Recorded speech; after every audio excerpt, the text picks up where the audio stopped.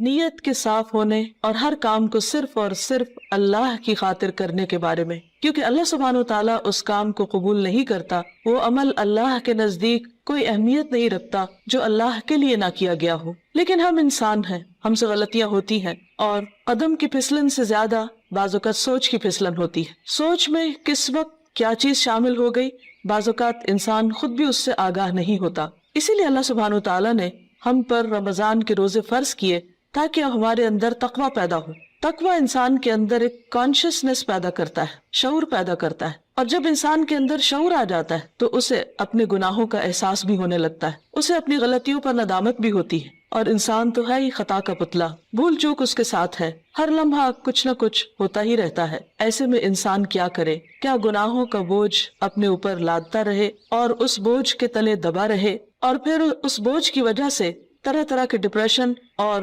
غم اور دکھ کا شکار رہے؟ نہیں، اللہ رب العزت واسع المغفرہ ہے، غفور الرحیم ہے، وہ اپنے بندوں کے گناہوں کو معاف کرتا ہے۔ رمضان کا مہینہ اس اعتبار سے ایک بہترین موقع ہے کہ ہم سب اپنے رب کی طرف رجوع کریں، انفرادی طور پر بھی اور اجتماعی طور پر بھی، اور اپنے گناہوں کی معافی مانگے۔ اللہ تعالیٰ کا وعدہ ہے کہ جو شخص سچے دل سے گناہوں کی معافی مانگے گا، اللہ تعالیٰ اس کو ضرور معاف کر دے گا، اور اللہ تعالیٰ کو معاف کرنے میں کچھ مشکل نہیں۔ قرآن مجید میں اللہ تعالیٰ فرماتے ہیں، قُلْ يَا عِبَادِيَ الَّذِينَ أَسْرَفُوا عَلَىٰ أَنفُسِهِمْ لَا تَقْنَطُوا مِن رَحْمَةِ اللَّهِ إِنَّ اللَّهَ يَغْفِرُ الذُّنُوبَ جَمِيعًا۔ آپ کہہ دیجئے کہ اے میرے بندو جنہوں نے اپنی جانوں پر زیادتی کی ہے، جنہوں نے خود پر ظلم کیا ہے، لا تقنطوا من رحمت اللہ، اللہ کی رحمت سے مایوس نہ ہو جاؤ، بے شک اللہ سارے گناہ معاف کر سکتا ہے۔ اللہ تعالیٰ کے لیے کچھ بھی مشکل نہیں۔ ضرورت اس بات کی ہے کہ بندہ سچے دل کے ساتھ، پورے اخلاص کے ساتھ اللہ تعالیٰ کی طرف رجوع کرے۔ ویسے تو رمضان بذات خود گناہوں کے کفارہ کا ذریعہ ہے۔ حدیث میں آتا ہے، نبی صلی اللہ علیہ وسلم نے فرمایا، وَرَمَضَانُ إِلَى رَمَضَانَ مُكَفِّرَاتٌ مَا بَيْنَهُنَّ إِذَا اجْتُنِبَتِ الْكَبَائِرُ۔ ایک رمضان دوسرے رمضان تک اپنے درمیان ہونے والے گناہوں کو مٹا دیتا ہے جبکہ کبیرہ گناہوں سے اجتناب کیا جائے۔ اسی طرح جب انسان ایمان اور احتساب کے ساتھ روزہ رکھتا ہے، وہ بھی اس کے گناہوں کی بخشش کا ذریعہ بنتا ہے، راتوں کا قیام بھی بخشش کا ذریعہ بنتا ہے۔ لیکن اس کے ساتھ ساتھ انسان کو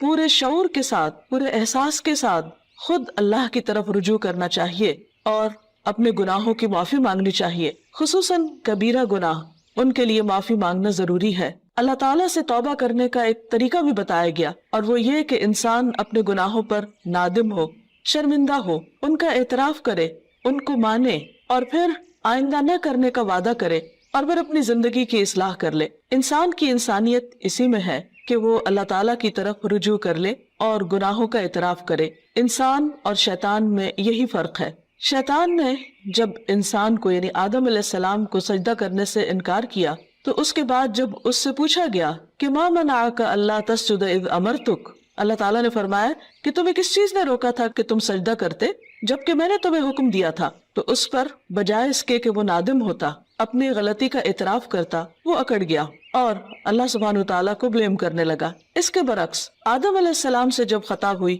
اور وہ بھول کر جنت کا وہ پھل کھا بیٹھے جس کے کھانے سے ان کو روکا گیا تھا، تو جب انہیں اپنی اس بات کا احساس ہوا کہ انہوں نے درست نہیں کیا اور ان سے جنت کا لباس اتروا لیا گیا، تو وہ فوراً اپنے رب کی طرف پلٹے اور انہوں نے اعتراف کیا اور دعا کی، ربنا ظلمنا انفسنا وان لم تغفر لنا وترحمنا لنکونن من الخاسرین، کہ اے ہمارے رب، ہم نے اپنی جانوں پر ظلم کیا اور اگر تو نے ہمیں معاف نہ کیا اور ہم پر رحم نہ کیا تو ہم ضرور نقصان اٹھانے والے ہو جائیں گے۔ گویا انسان غلطی تو کرتا ہے، لیکن اگر وہ رب کی طرف پلٹتا نہیں اور رب اس پر رحمت نہیں فرماتا تو پھر انسان کا کوئی ٹھکانہ نہیں۔ روزے کی حالت میں انسان کو اپنے آپ کا جائزہ لینے کا موقع ملتا ہے، کیونکہ بہت سی مصروفیات اور مشغولیات سے، خصوصاً کھانے پینے کی مشغولیت سے فراغت پانے کے بعد جب روزے کی حالت میں، بھوک کی حالت میں اس کو اپنا محاسبہ اور اپنا جائزہ لینے کا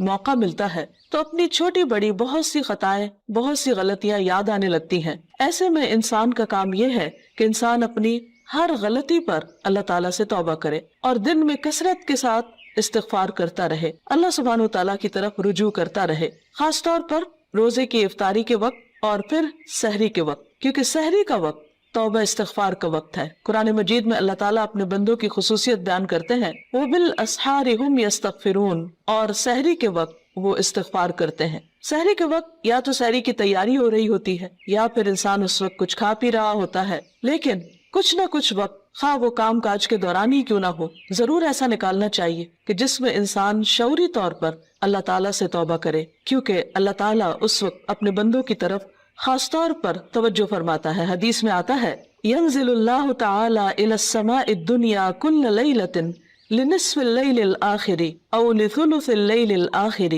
فيقول من ذا الذي يدعوني فأستجيب له من ذا الذي يسألني فأعطيه من ذا الذي يستغفرني فأغفر له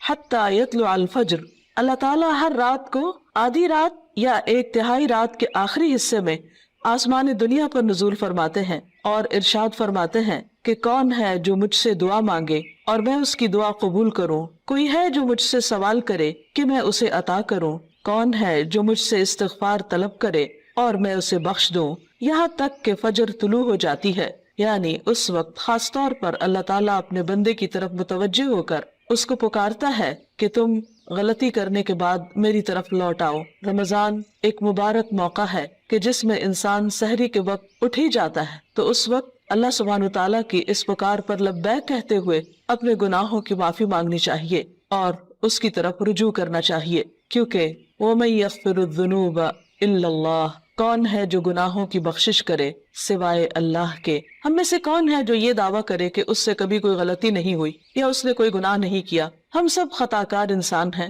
اور ہم سے غلطیاں ہوتی ہیں، لیکن غلطی پر توبہ کرنا اور غلطی پر شرمندہ ہونا انسان کی فطرت میں ہے۔ اگر انسان اس فطرت کو مسخ نہ کر دے تو جو ہی کوئی گناہ ہوتا ہے انسان کا ضمیر فوراً ہی اسے آگاہ کرتا ہے کہ تم سے غلطی ہوئی ہے اور انسان اپنے رب کی طرف پلٹنا چاہتا ہے، لیکن بعض اوقات انسان کا نفس اس کو دھوکہ بھی دے جاتا ہے اور بجائے اس کے کہ انسان غلطی کا اعتراف کرے، انسان اپنی غلطی پہ پردہ ڈالنے لگتا ہے، اس کو جسٹیفائی کرنے لگتا ہے اور پھر غلطی پہ غلطی کیے چلے جاتا ہے۔ کیونکہ ہوتا یہ ہے کہ جب انسان ایک گناہ کر لیتا ہے، اللہ کی ایک حرمت کو پامال کرتا ہے، اللہ تعالیٰ کی ایک نافرمانی کرتا ہے، تو پھر اس کے بعد اس کی جھجک ختم ہو جاتی، اس کی حیا ختم ہو جاتی، پھر وہ دوسرے گناہ کے لیے دلیر ہو جاتا ہے اور پھر گناہوں کا سلسلہ چل پڑتا ہے۔ اور اگر انسان توبہ نہیں کرتا تو وہ ایک سیاہ نقطہ جو دل پر لگتا ہے ایک گناہ کی وجہ سے، وہ نقطہ پھیلنے لگتا ہے حتیٰ کہ گناہوں کے ساتھ پورا دل سیاہ ہو جاتا ہے اور پھر انسان کے اندر سے احساس بھی ختم ہو جاتا ہے۔ اس کے باوجود انسان کو مایوس نہیں ہونا چاہیے۔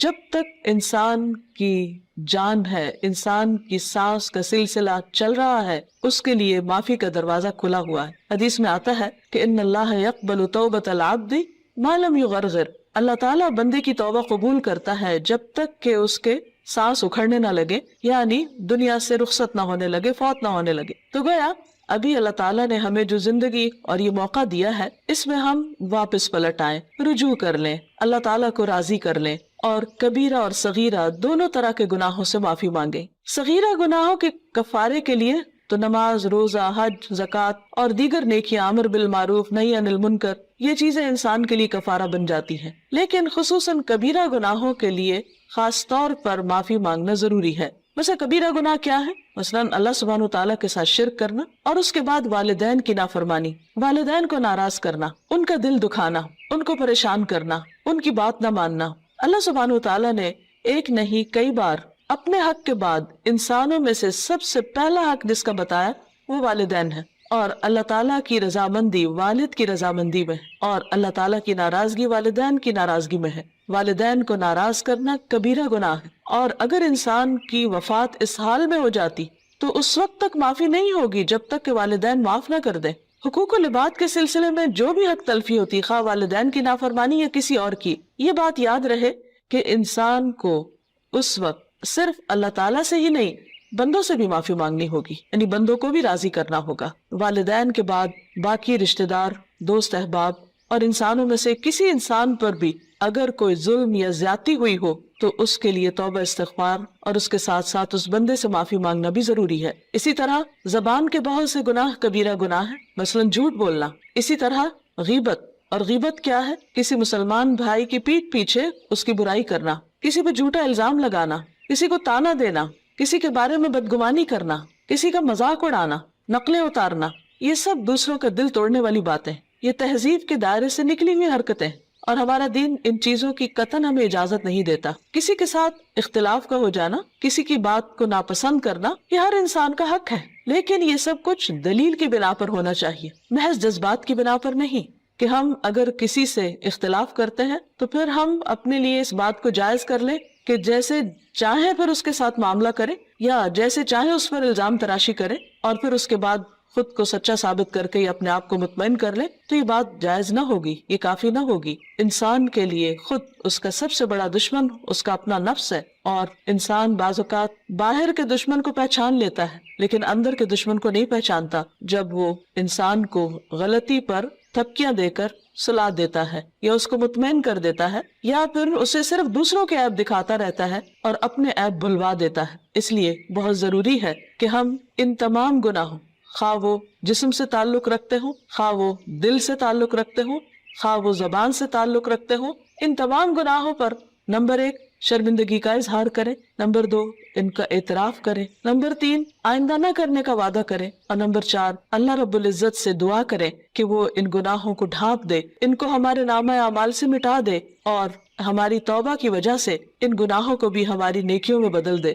کیونکہ اللہ تعالیٰ کے لیے کچھ بھی مشکل نہیں۔ قرآن مجید میں آتا ہے وَهُوَ الَّذِي يَقْبَلُ التَّوْبَةَ عَنْ عِبَادِهِ،